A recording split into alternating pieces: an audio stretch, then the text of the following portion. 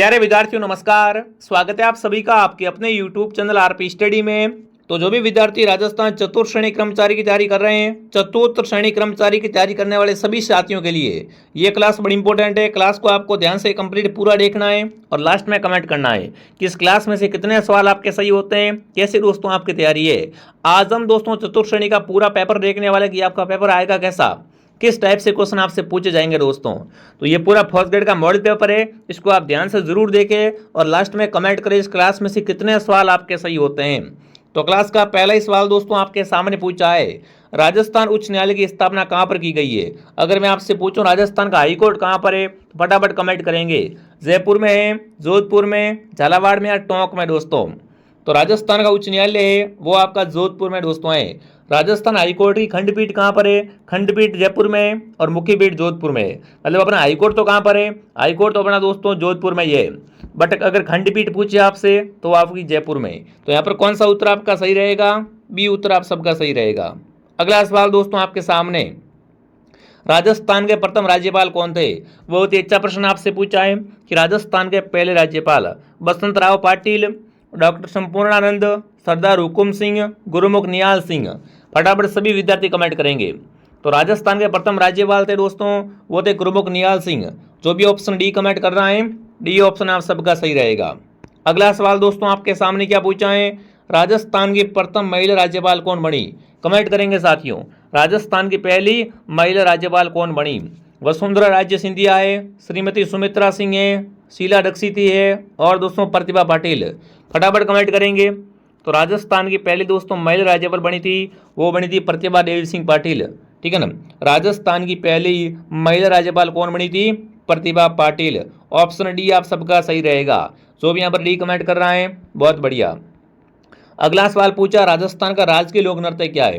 Comment करेंगे साथियों, बहुत अच्छा क्वेश्चन है। राजस्थान का राजकीय लोक नृत्य डांडिया है, भरतनाट्यम है, घूमर है या कथक दोस्तों। तो कथक तो राजस्थान का शास्त्रीय नृत्य दोस्तों है, पर राजकीय नृत्य है वो आपका रहेगा घूमर। राजस्थान का राज्य नृत्य कौन सा है दोस्तों, वो आपका रहेगा घूमर। घूमर जो भी कमेंट कर रहा है घूमर ऑप्शन आप सबका सही है। अगला प्रश्न दोस्तों आपके सामने, राजस्थान का राजकीय चिन्ह क्या है। अशोक का सिंह स्तंभ, मछली, कमल या धनुष दोस्तों। बहुत ही शानदार शानदार क्वेश्चन देखो आपसे पूछे जा रहे हैं और आपके एग्जाम में ऐसे ही क्वेश्चन आएंगे 100% दोस्तों। इसलिए कह रहा हूँ हमारी क्लास को डेली देखा करो। एक क्लास मॉर्निंग 8 बजे आती है, एक क्लास दोपहर 2 बजे आती है और एक क्लास शाम को 9 बजे आती है, ठीक है। तो राजस्थान का राजकीय चिन्ह दोस्तों है वो क्या हो जाएगा बताओ। बिल्कुल अशोक का सिंह स्तंभ क्या है दोस्तों, राजस्थान का राजकीय चिन्ह है। अगला प्रश्न दोस्तों आपके सामने, राजस्थान का राज्य गीत कौन सा है। सारे जहां से अच्छा, वंदे मातरम, केसरिया बालम पधारोनी मारे देश या इनमें से कोई नहीं दोस्तों। तो राजस्थान का राज्य गीत है वो है दोस्तों केसरिया बालम पधारोनी मारे देश। ये क्या है दोस्तों, राजस्थान का राज्य गीत है। अगला प्रश्न दोस्तों आपके सामने पूछा है, कौन सा भौतिक प्रदेश राजस्थान की जीवन रेखा कहा जाता है। मतलब दोस्तों राजस्थान का ऐसा भौतिक प्रदेश है जिसे क्या बोलते हैं, राजस्थान की जीवन रेखा, मतलब राजस्थान की लाइफ लाइन कहा जाता है दोस्तों। तो वो है अरावली। अरावली की पहाड़ियाँ है ना, उन्हें क्या बोलते हैं दोस्तों राजस्थान में, राजस्थान की जीवन रेखा, राजस्थान की लाइफ लाइन कहा जाता है। तो जो भी ऑप्शन बी कमेंट कर रहा है, बी ऑप्शन आप सबका सही रहेगा। अगला सवाल आपके सामने, अगला प्रश्न दोस्तों पूछा है, गोकुंद और कुंभलगढ़ के मध्य कौन सा पठार है। कमेंट करेंगे भाई, बहुत ही शानदार प्रश्न देख लो, सारे के सारे क्वेश्चन कितने इंपॉर्टेंट है। मतलब राजस्थान में बताना है गोकुंद और कुंभलगढ़ के बीच में कौन सा पठार फैला हुआ है। उड़िया का पठार है, आबू पठार, मेसा पठार या भोराट का पठार। तो दोस्तों गोकुंद और कुंभलगढ़ के बीच में जो पठार है उसका नाम है भोराट का पठार। कौन सा पठार है, भोराट का पठार। ऑप्शन डी आप सबका सही है। अगला प्रश्न पूछा है, राजस्थान राज्य के कुल कितने क्षेत्रफल में रेगिस्तानी क्षेत्र है। अगर मैं आपसे पूछूं कि राजस्थान का कितना भाग क्या है आपका रेगिस्तानी है, तो फटाफट कमेंट करेंगे साथियों।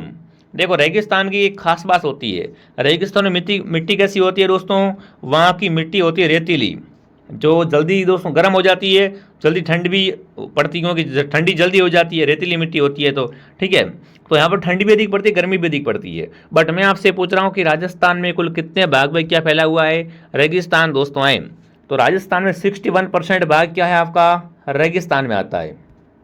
अगला सवाल आपके सामने पूछा है, राजस्थान के निम्नलिखित किस जिले में से सेवण घास उगाई जाती है?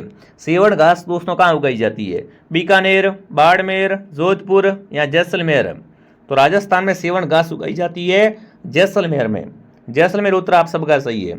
अगला प्रश्न दोस्तों आपके सामने पूछा है, राजस्थान में शीतकालीन वर्षा का कारण क्या है? देखो पहली बात, शीतकालीन वर्षा दोस्तों, जब राजस्थान में क्या होता है दोस्तों, सर्दी में वर्षा होती है ना, उसे बोलते हैं शीतकाल की वर्षा, और इसे दोस्तों कहते हैं मावट। क्या कहा जाता है? इस वर्षा को मावट कहा जाता है। अब बताओ ये किन कारण से होती है? स्थानीय हवाओं से होती है क्या, दक्षिणी पूर्वी मानसून से, उत्तर पूर्वी मानसून से, या पश्चिमी विक्षोभ से दोस्तों? तो देखो मावट होने का कारण क्या होता है? मावट का कारण दोस्तों होता है पश्चिमी विक्षोभ। जो भी ऑप्शन डी कमेंट कर रहा है, डी ऑप्शन आपका राइट है। क्लास को दोस्तों ध्यान से कंप्लीट पूरा जरूर देखना, 100% दोस्तों यहाँ से आपको एग्जाम में सवाल मिलेंगे, ठीक है। अगला सवाल आपके सामने, अगला प्रश्न पूछा, राजस्थान का क्लब वृक्ष कहलाता है? कमेंट करेंगे राजस्थान का क्लब वृक्ष किसे कहते हैं दोस्तों? डाक ट्री, साल ट्री, खेजड़ी या पलास दोस्तों? तो राजस्थान का गौरव और रेगिस्तान का अगर आपसे पूछे क्लब वृक्ष या राजस्थान का क्लब वृक्ष है, तो वो आपका खेजड़ी कहलाता है। खेजड़ी को दोस्तों समी वृक्ष भी कहा जाता है। क्या कहते हैं? समी वृक्ष भी कहा जाता है। खेजड़ी का वैज्ञानिक नाम दोस्तों है वो है प्रोसोपिस सिनेरिया, ठीक है। आगे बढ़ूं, अगला प्रश्न देखिए दोस्तों, आगे बढ़ने से पहले जो भी विद्यार्थी फोर्थ ग्रेड यानी चतुर्थ श्रेणी की तैयारी कर रहा है साथियों, और अब तक आपने हमारे इस कोर्स को ज्वाइन नहीं किया है, तो दोस्तों फोर्थ ग्रेड यानी चतुर्थ श्रेणी का फुल कोर्स दोस्तों आपको मिलने वाला है। एकदम 0 लेवल से पढ़ाया जाएगा। फेस टू फेस क्लासे आएगी दोस्तों, हिंदी, इंग्लिश, ठीक है, उसके बाद मैथ, साइंस, कंप्यूटर, सब कुछ जो आपके सिलेबस में है चतुर्थ श्रेणी में सब कुछ पढ़ाया जाएगा। और दोस्तों हमारी इस कोर्स के बाहर कुछ नहीं आएगा। अगर आपने ये कोर्स लेके इतना कोर्स पढ़ लिया, समझो आपका नंबर आ गया। इस ऑफर चल रहा है दोस्तों, पूरा कोर्स आपको ऑफर में मिल जाएगा 499 रुपये में, ठीक है ना। तो इस कोर्स को आप जरूर ज्वाइन करें दोस्तों, ठीक है ना। अगर आपके पास फ़ोन पे नहीं है, फ़ोन पे किसी और से करवाना है, तो दोस्तों RP स्टडी ऐप को डाउनलोड कर लो, फिर इस हेल्पलाइन नंबर पे आप क्या करें दोस्तों, कॉन्टैक्ट करें, ठीक है। ताकि आप कमेंट करना देना या हेल्पलाइन में मैसेज कर देना कि सर मेरे पास फ़ोन पे नहीं है, फ़ोन पे किसी और से करवाना है, ठीक है, तो वो आपको मिल जाएगा। बाकी दोस्तों बढ़िया शानदार कोर्स है, आप सभी इस विद्यार्थी इस कोर्स को जरूर ज्वाइन करें। अगला प्रश्न पूछा है दोस्तों, राज्य पुष्प रोइडे का फूल के वैज्ञानिक नाम क्या है? अगर आपसे पूछे कि राजस्थान का राज्य पुष्प कौन सा दोस्तों है, तो वो है आपका रोइडे का फूल। और इसका वैज्ञानिक नाम क्या है? फटाफट कमेंट करेंगे। रोइडे के फूल का अगर आपसे क्या पूछे, वैज्ञानिक नाम पूछे, तो फटाफट क्या करेंगे सभी विद्यार्थी कमेंट करेंगे, टिकोमेला। टिकोमेला बिल्कुल, यहाँ पर कौन सा उत्तर आप सबका सही रहेगा? टिकोमेला अंडुलेटा। क्या है दोस्तों? रोइडे का वैज्ञानिक नाम है।